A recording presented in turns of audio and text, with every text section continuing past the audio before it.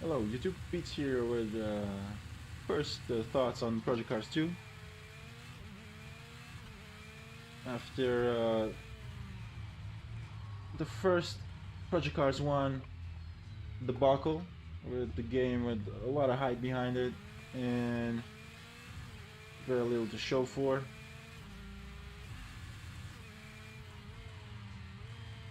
We are back in Project Cars 2, really like 2 years after the first one, which is pretty fast turnout for a game of, for any like sim racing games. I usually don't come out that quick. But back to the topic, we are in the wheel, behind the wheel of the Honda RX in the Mojave circuit. I'm not familiar with the circuit.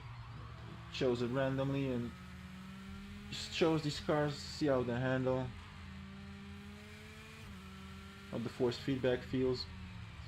This is super initial thoughts. This is like my first hour in the game. This is by no means any review. I just wanted to say my piece about the force feedback. We all remember the first force feedback of Project Cars 1 was pretty atrocious, and to set it up you pretty much needed a PhD in quantum physics at the least, or you needed Stephen Hawking on a hotline guiding you on the functions of all the options you could change. Or if you could really manage it, you needed NASA with you just to set up some dead zones for your wheel. And the same goes for people on the pad. I don't have much experience with gaming pads, but it wasn't good off the box, to say the least. Now, is it the same in Project Cars 2? I'm happy to report it's not. It's much simplified. You have some sliders with explanations, pretty straightforward what every one of them does, and you can slide them. And oh, the infamous AI of Project Cars is bumping me up my bumhole like a disgruntled lover. I did put up the AI at 90% skill and 70% aggressiveness. See how it behaves.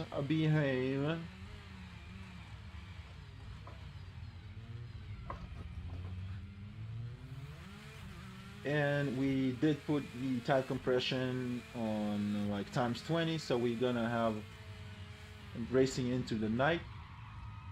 Ooh. With some rain, as we can already see. Oh boy, this guy is really slowing me down. We have mechanical damage. We have full damage set in place. Full body damage and full mechanical damage.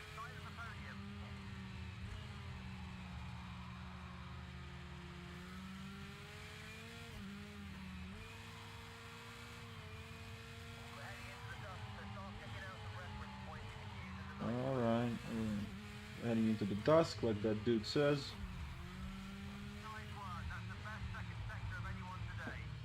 Oh, let's not touch that fella.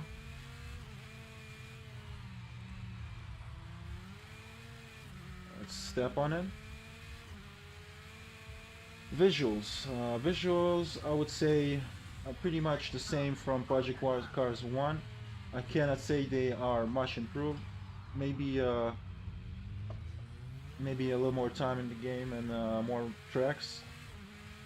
The first one looked really good, so it's not a complaint by any means. The first Project Cars was gorgeous, and this game looks good. The sounds are improved. I couldn't tell you that for sure. The squealing of the tires, the engine, The rain drizzling sounds good. I didn't listen to the music. I always shut out the menu music straight away. I don't know why. It's a habit, but maybe it's good. And but the most important thing, the driving, the handling. Uh, it feels tighter than Project Cars 1, for sure.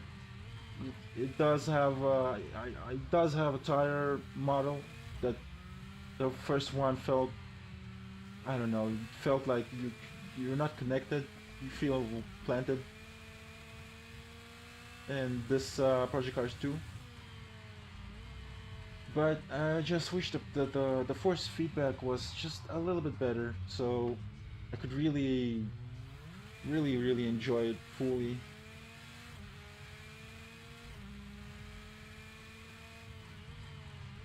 It's just that that those fine details when you lose the back end, this is not there for me. Does not convey what I would expect. Oh man, I'm really getting hammered by that guy. AI, AI was a super weak point. Project Cars 1, and it seems to be the case once again, unfortunately. It doesn't seem to respect your lines. It's super aggressive, and even when it has a lot of space, it will still punt you and take your racing line from you, which sucks. Oh man, it's getting super dark, and the AI doesn't seem to be turning its light on. I'm gonna try and turn mine on.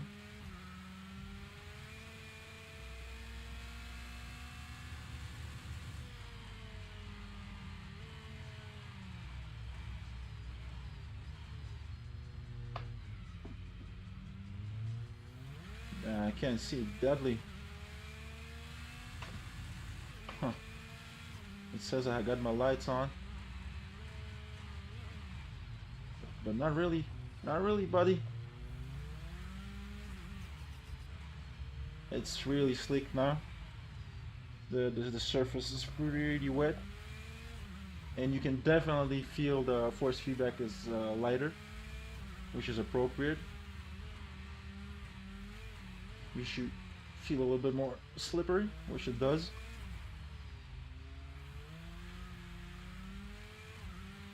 Grip levels are nowhere near the beginning, which is cool.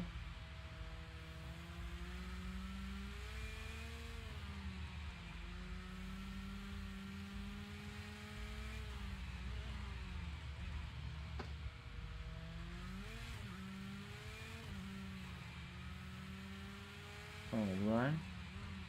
It's really hard to see what's happening. Could be that I broke off my headlights in some of the minis.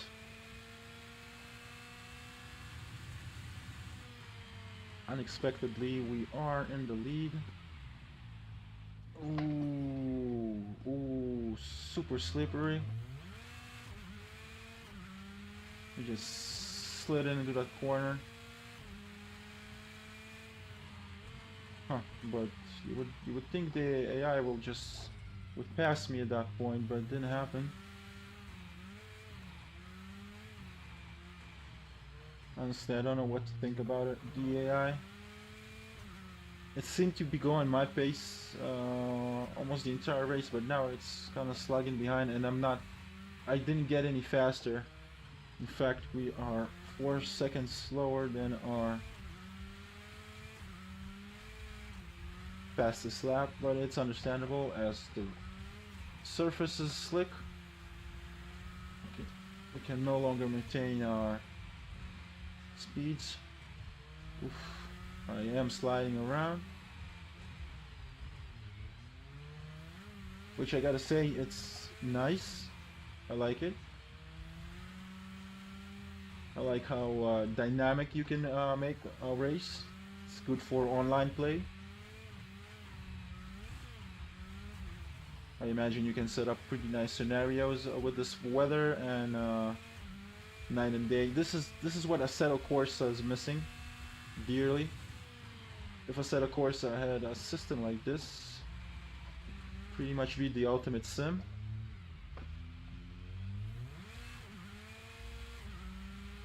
But we are playing Project Cars. We are on the 8th lap, and the AI is super behind me. I'm guessing. Ooh, wasn't expecting that. I'm guessing that they do slow down when it's raining, which is nice because in Project Cars 1, the AI was not affected by weather. It was just visual for him. It did not seem to lose any grip when it was raining. It would keep the same lines, the same speed, the same braking zones. Oh boy. God, what a messy lap, but it's super wet. I am sliding.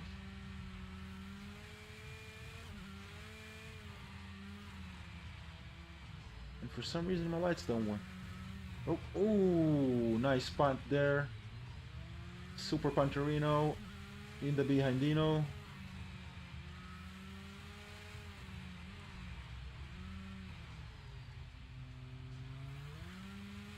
The AI indeed caught up to me, but I gotta say, if it was, I would figure I would be last in here because the AI in Project Cars 1 was pretty brutal if you set it up high, and you could not really compete. But it doesn't seem to be the case. I will try to set up one race with 120 later. 120 scale of the IC. See if it's like overperforming to the max. But 90 does not seem to be enough here in the Rallycross on this map.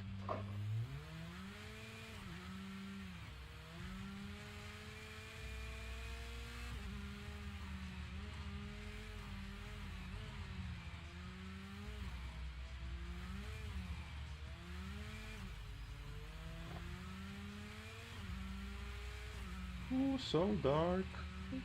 Oh, jeez. Alrighty.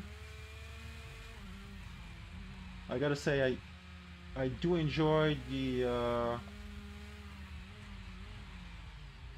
ooh, ooh. Come on.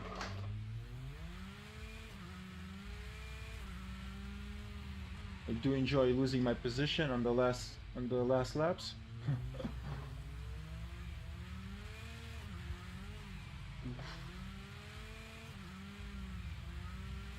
It's super slick by now. Alright, this is our last lap.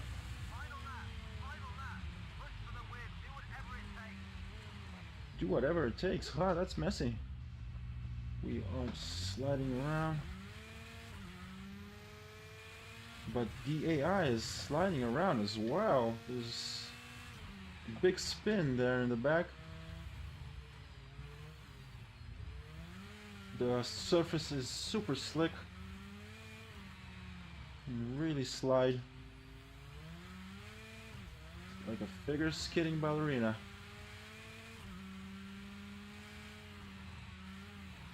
I gotta say, the AI is really underperforming under these rain conditions.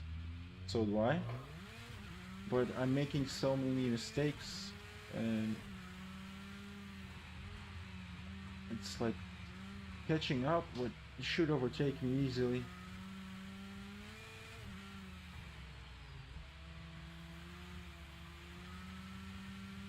We are just slipping and sliding.